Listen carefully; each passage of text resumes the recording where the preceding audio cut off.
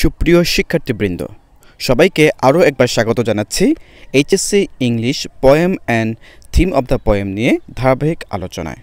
আজ রয়েছে ইউনিট 8-এ থাকা রবার্ট ফ্রস্টের কবিতা আউট আউট নিয়ে আলোচনা। দেরি না করে চলো আলোচনাটি শুরু করি। আউট আউট কবিতাটি খুবই মর্মস্পর্শী কবিতা। সম্পূর্ণ কবিতাটি ভালোভাবে বোঝার জন্য আমরা এই কবিতাটিকে 4 ভাগে ভাগ করে আলোচনা করব। প্রথম ভাগে রয়েছে কবিতার নাম। কবিতার নাম কেন আউট আউট হলো বা আউট আউট শব্দের অর্থ কী, এ নিয়ে থাকবে প্রথম অংশে আলোচনা। তারপরে থাকবে কবিতার প্রেক্ষাপট, এরপরে রয়েছে সম্পূর্ণ কবিতার বিশ্লেষণ এবং সবশেষে রয়েছে থিম অব দ্য পোয়েম। তাই ধৈর্য ধরে সম্পূর্ণ আলোচনা শোনার আহ্বান রইল। আলোচনায় যাবার পূর্বে বলে রাখি, যারা এখনও চ্যানেলটি সাবস্ক্রাইব করনি, please hit the subscribe button and press the bell icon. আর যারা অলরেডি সাবস্ক্রাইব করেছো তাদের সবাইকে অসংখ্য ধন্যবাদ।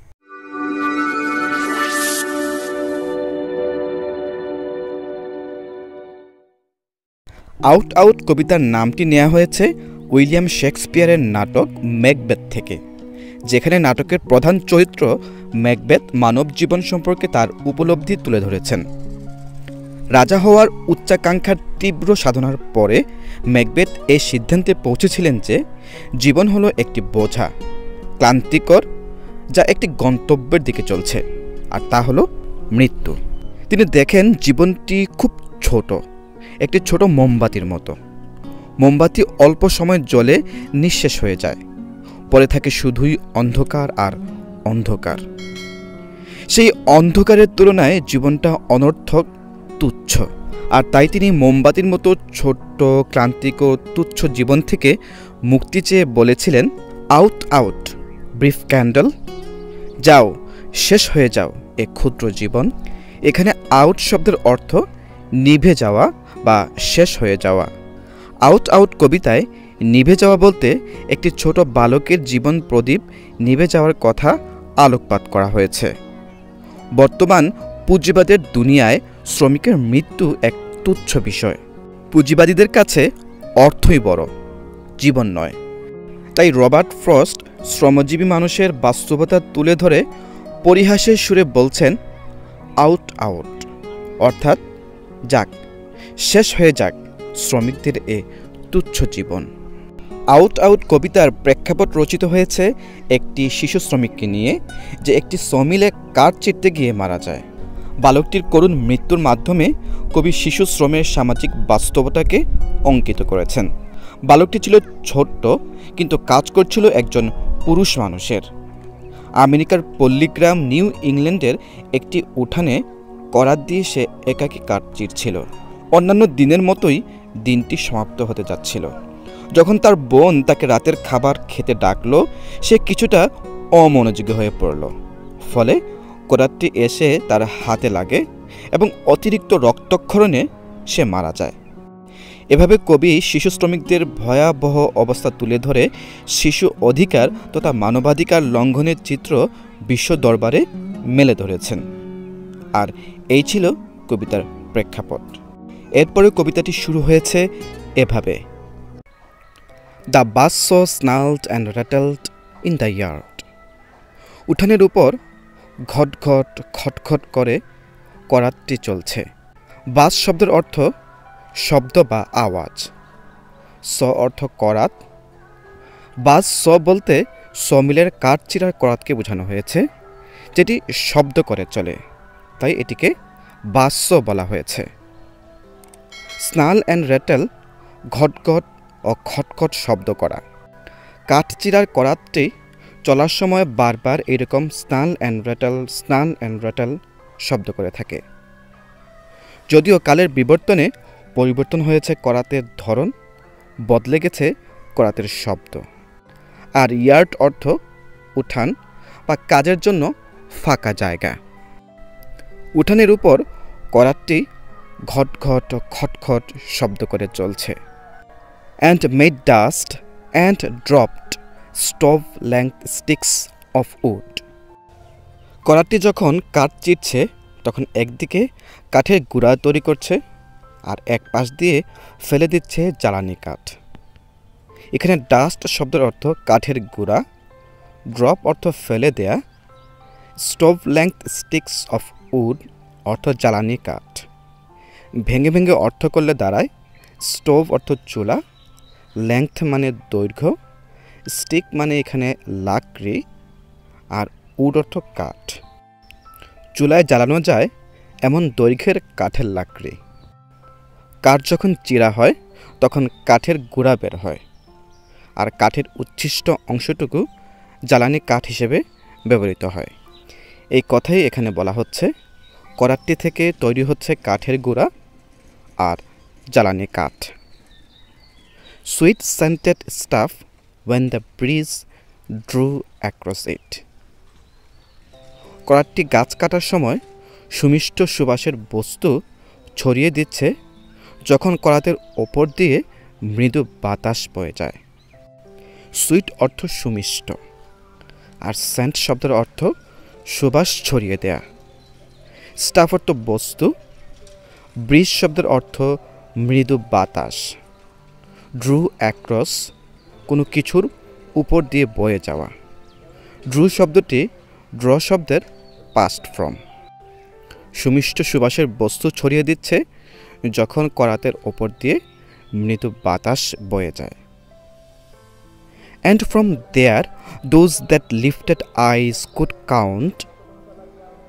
আর সেখান থেকে কেউ চোখ তুলে তাকালে গুনতে পারবে বা দেখতে পারবে 5 mountain ranges one behind the other.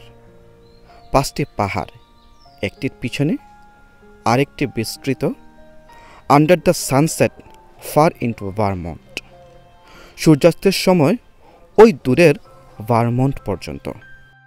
সূর্যাস্তের সময়ে কেউ চোখ তুলে তাকালে নজরে পড়বে একটি সুন্দর দৃশ্যের, আর তা হল ভারমন্ট পর্যন্ত বিস্তৃত 5টি পাহাড়। ভারমন্ট হল আমেরিকার একটি অঙ্গরাজ্যের নাম।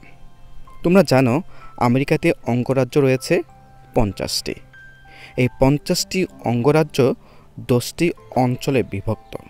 এর মধ্যে একটি অঞ্চল হল নিউ ইংল্যান্ড, যেখানে রয়েছে 6টি অঙ্গরাজ্য। এর একটি হল ভারমন্ট। নিউ ইংল্যান্ড থেকে ভারমন্ট পর্যন্ত এই সুন্দর 5টি পাহাড় বিস্তৃত। And the saw snarled and rattled, snarled and rattled. যদিও সূর্য অস্ত যাচ্ছে আর এত সুন্দর একটি দৃশ্যের অবতারণ হয়েছে, কিন্তু করাতটি ঘটঘট খটখট ঘটঘট খটখট শব্দ করেই চলছে।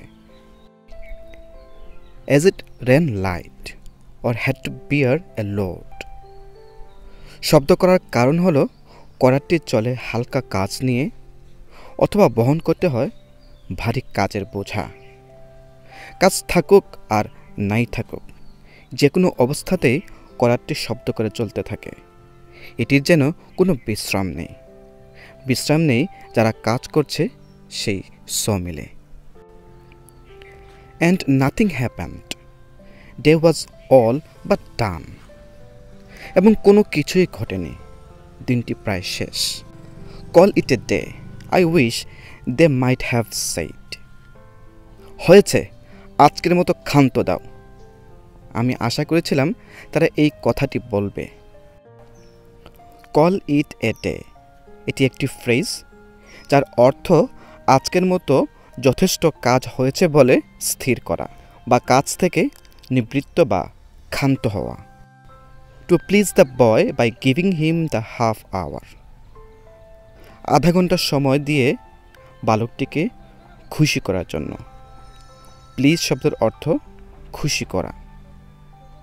কবি বলছেন, আমি আশা করেছিলাম মিলের মালিক বালকটিকে খুশি করার জন্য কাজ শেষ হওয়ার আধা ঘন্টা আগে তাকে বলবে, অনেক কাজ হয়েছে, আজ আর কাজ নয়, যাও খেলতে যাও। That a boy counts so much when saved from work. সেই আধা ঘন্টার সময় একটি বালক অনেক বড় করে দেখে যখন সে কাজ থেকে ছাড়া পায়। কিন্তু তা আর হলো না, তাকে পুরো সময়ই কাজ করতে হলো। His sister stood beside him in her apron. তার বোন তার পাশে অ্যাপ্রন গায়ে দিয়ে দাঁড়িয়েছিল। কেন দাঁড়িয়েছিল? টু টেল দেম সাপার, তাদেরকে বলার জন্য যে রাতের খাবারের সময় হয়েছে। সাপার শব্দের অর্থ রাতের খাবার। At that word, the saw, as if to prove Saws knew what supper meant. রাতের খাবারের কথা শোনার সাথে সাথে যেন মনে হলো করাতটি এই কথার অর্থ জানে। এটি প্রমাণ করার জন্য lift out at the boy's hand, or seemed to leap.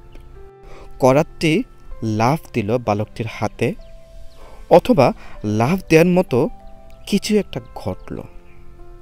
Lip শব্দের অর্থ লাফ দেয়া, সিম অর্থ মনে হওয়া, মনে হলো লাফ দেওয়ার মতো কিছু একটা ঘটল।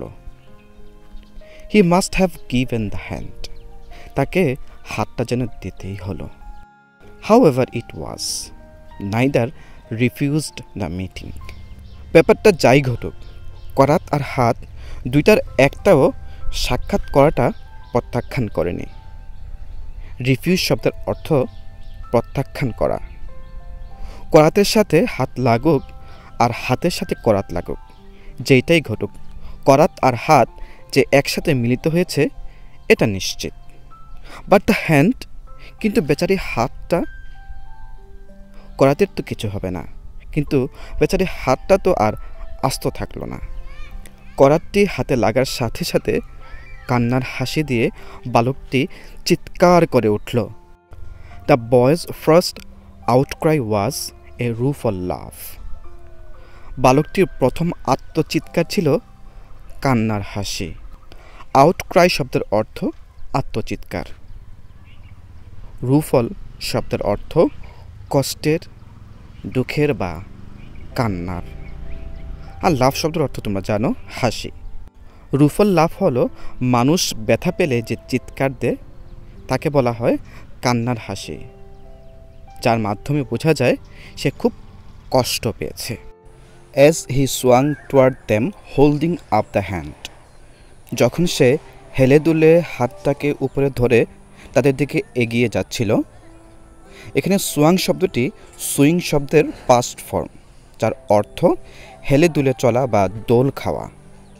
আর হোল্ডিং আপ শব্দের অর্থ উপরে তুলে ধরা। যখন সে হাতটাকে উপরে তুলে ধরে তাদের দিকে সাহায্যের জন্য এগিয়ে যাচ্ছিল, হাফ ইন আপিল, তার অর্ধেক আকুতি ছিল তার কাটা হাত বাঁচিয়ে রাখার জন্য, but half as if to keep the life from spilling, কিন্তু অর্ধেক ছিল যেন মৃত্যু থেকে জীবন বাঁচিয়ে রাখার আকুতি। আপিল শব্দের অর্থ আকুতি বা আবেদন। স্পিল শব্দের অর্থ তরল পদার্থ উপচে পড়া, এখানে অর্থ ঝরে পড়া বা মরে যাওয়া। To keep the life from spilling, মৃত্যুর হাত থেকে জীবনকে বাঁচিয়ে রাখা। দেন দ্য বয় স অল, অতঃপর বালকটি সব কিছু অবলোকন করল। Since he was old enough to know, যেহেতু সে বোঝার জন্য পর্যাপ্ত বয়স্ক ছিল। Big boy doing a man's work, দো এ চাইল্ড এট হার্ট। বড় একজন বালক, যে কিনা বড় মানুষের কাজ করছে, যদিও মনের দিক থেকে একটি ছোট্ট শিশু। হি স অল স্পয়েলড, সে দেখতে পেল সব কিছু শেষ হয়ে গেছে। স্পয়েল শব্দের অর্থ নষ্ট হয়ে যাওয়া বা শেষ হয়ে যাওয়া। সব কিছু দেখে শুনে সে তার বোনকে বলছে, don't let him cut my hand off the doctor when he comes, don't let him sister. সে দেখছে সব শেষ হয়ে গেছে, তারপরও সে তার বোনকে বলছে, দিও না কাটতে হাতটি আমার, আসবে যখন ডাক্তার, আপু আমার, তাকে কাটতে দিও না আমার হাতটি। সো এত আকুতি মিনতি, but the hand was gone already, কিন্তু হাতটা তো ইতিমধ্যে কেটেই গেছে। The doctor put him in the dark of ether. ডাক্তার তাকে চেতনানাশক দিল, ফলে সে আর কিছুই বুঝতে পারল না। ইথার শব্দের অর্থ চেতনানাশক ঔষধ। দ্য ডার্ক অফ ইথার, চেতনানাশক ঔষধ দেওয়ার ফলে সে অন্ধকারে হারিয়ে গেল, অর্থাৎ সে আর কোনো কিছু বুঝতে পারল না। He lay and puffed his lips out with his breath. সে শুয়েছিল আর নিঃশ্বাসের বাতাসে তার ঠোঁট দুটি ফুলে উঠছিল। লে শব্দটি লাই শব্দের পাস্ট ফর্ম, অর্থ শুয়েছিল। পাফ জোরে জোরে নিঃশ্বাস ফেলা, আর ব্রেথ অর্থ নিঃশ্বাস। সে যখন জোরে জোরে নিঃশ্বাস নিচ্ছিল, সেই নিঃশ্বাসের বাতাসে তার ঠোঁট দুটি ফুলে উঠছিল। এটাই বলা হচ্ছে he puffed his lips out with his breath. And then the watcher at his pulse took fright. অতঃপর তার ধমনী স্পন্দন দেখা ব্যক্তিরা ভীত হয়ে গেল। তার আশেপাশের ব্যক্তিরা যারা তার ধমনী স্পন্দনের উপরে নজর রাখছিল, তারা ভীত হয়ে গেল। পালস শব্দের অর্থ ধমনী স্পন্দন, আর ফ্রাইট অর্থ ভয়। No one believed. কেউ বিশ্বাস করতে পারল না অল্প সময়ের ব্যবধানে এত বড় কিছু হয়ে যাবে। তাদের বিশ্বাসের বাইরে ছিল। একটু আগেও যে ছিল তরতাজা বালক, সে এখন নিথর পড়ে আছে। No one believed. They listened at his heart. তারা মনোযোগ দিয়ে তার হৃদস্পন্দন শুনতে লাগল। Little, less, nothing, and that ended it. হৃদস্পন্দন শোনা যাচ্ছে, খুবই অল্প, আরও অল্প, একদমই শেষ। আর এর মাধ্যমেই জীবনের অবসান হলো। No more to build on there. আশেপাশের মানুষ যারা এই দৃশ্য দেখছিল, তারা বলে উঠল, কি লাভ আর এখানে দাঁড়িয়ে থেকে। বিল্ড অন, দাঁড়িয়ে থাকা। এখানে দাঁড়িয়ে থেকে তো আর লাভ নেই। কেন লাভ নেই? And they, since they were not the one dead, turned to their affairs. আর যেহেতু তারা কেউ মৃত নয়, তাই তারা সবাই নিজ নিজ কাজে ফিরে গেল। সিন্স শব্দের অর্থ যেহেতু, টার্নড টু ফিরে গেল, অ্যাফেয়ার্স মানে কাজ। এখানে দাঁড়িয়ে থেকে আর কোনো লাভ নেই, কারণ তারা মরে যায়নি। মৃত্যু তাদেরও আসবে। তাদের কাছে এটি একটি স্বাভাবিক বিষয়। মরণ দেখতে দেখতে এটি তাদের কাছে স্বাভাবিক হয়ে গিয়েছে। তাই তারা যার যার কাজে ফিরে গেল। Since they were not the wanted, তারা মৃত নয়, এ কথাটির অর্থ হলো তারা এখনও জীবিত আছে, আর বেঁচে থাকতে হলে তাদের কাজ করতেই হবে। তাদের জীবনের পরিণতি হয়তো এই বালকের মতোই অনিশ্চিত। শ্রমিকের দাম নেই, নেই পর্যাপ্ত নিরাপদ কাজের পরিবেশ। তাদের ক্ষেত্রে এমন ঘটনা ঘটা একটি স্বাভাবিক বিষয়। তাই বালকটির মৃত্যু তাদের মনে তেমন দাগ কাটতে পারেনি, আর এজন্য তারা এই বিষয়টিকে স্বাভাবিকভাবেই নিল। আর দে টার্নড টু দেয়ার অ্যাফেয়ার্স, তারা তাদের নিজ নিজ কাজে ফিরে গেল। সুপ্রিয় শিক্ষার্থীবৃন্দ, এই ছিল কবিতার আলোচনা। এ পর্যায়ে রয়েছে থিম অব দ্য পোয়েম। বরাবরের মতো ইংরেজির পাশাপাশি বাংলা অর্থ দিয়ে দেওয়া হয়েছে। আশা করছি থিমটি ভালো করে পড়ে নেবে। তাহলে চলো আমরা থিমটি পড়ে নিই। Depicting the social realities of child labor is the theme of the poem. Though child labor is prohibited worldwide, the number of child laborers are increasing every day. They work in hazardous conditions and cruelly become the victim of premature death, like the boy in the poem. Social attitude towards children must be changed. Depicting the social realities of the child labor is the theme of the poem. শিশুশ্রমের সামাজিক বাস্তবতা ফুটিয়ে তোলা হলো এই কবিতার theme. Though child labor is prohibited worldwide, the number of child laborers are increasing every day. যদিও বিশ্বজুড়ে শিশুশ্রম নিষিদ্ধ, শিশু শ্রমিকের সংখ্যা প্রতিদিনই বাড়ছে। They work in hazardous condition. তারা ঝুঁকিপূর্ণ অবস্থায় কাজ করে। And cruelly become the victim of premature death, like the boy in the poem. এবং নিষ্ঠুরভাবে অকাল মৃত্যুর শিকার হয়, যেমনটি হয়েছে এই কবিতার বালকের সাথে। Social attitude towards children must be changed. শিশুদের প্রতি সামাজিক দৃষ্টিভঙ্গি অবশ্যই পরিবর্তন করতে হবে। সুপ্রিয় শিক্ষার্থীবৃন্দ, এই ছিল আজকের আলোচনা। সবাই ভালো থাকবে, সুস্থ ও সুন্দর থাকবে, আর অবশ্যই লাইক, কমেন্ট এবং শেয়ার করতে ভুলবে না। ধন্যবাদ।